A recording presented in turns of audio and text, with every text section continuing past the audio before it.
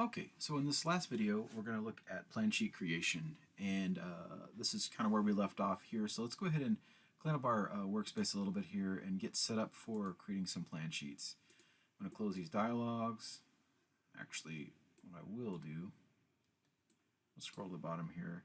I'm going to create a fresh model space to create these. This can be really messy when you've got all these models. So what I'm going to do is just create a new model space. It's a design model, 2D. We'll call this plans.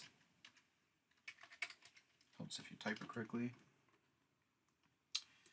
And this model space is just a spot for us to work on setting up a layout for our design. And all you gotta do is just give it a name. You can call it whatever you want, but you can call it plan sheets, whatever.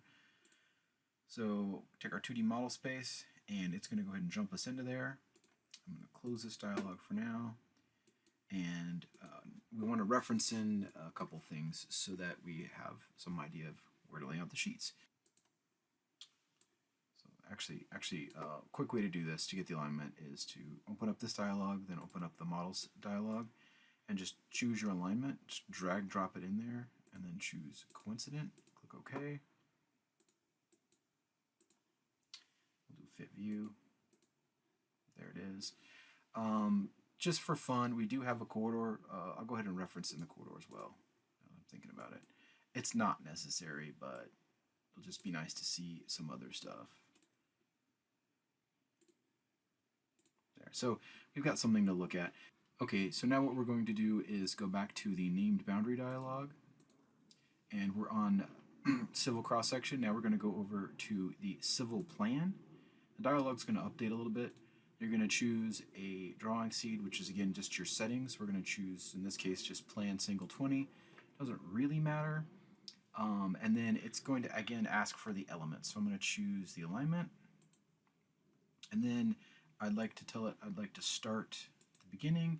And you'll see as I slide along, it's going to start laying out some plan sheets. So I'm just going to click to the end. And then I'm going to accept. And I can go like so. So it's another click, and then basically it places these named boundaries for me. I can then go back to the dialog, and you'll see under the plan groups, I've got a group of named boundaries for these. Same situation, make sure that this show create drawing dialog toggle is on, and then you can either choose create plan drawing, or you can right click in here and choose create plan drawing. And I have the entire group selected, so I'm not doing one sheet. I've got this highlighted for the entire group. You can change the name if you want to. It doesn't really matter. Again, you're just looking to make sure that these settings have auto-populated. I've got add to sheet index in there again, and open model means that again that it opens the last plan sheet, so we should end up in plan 4. I'm going to click OK. We're going to let that process. Again, it's written to that. We're going to check that back in. And now it's jumped us into that last sheet model. So I'm going to go ahead and close this dialog, and you'll see some line work, basically our alignment. Whatever you had referenced into that 2D model space, you should see clipped into the sheet boundary.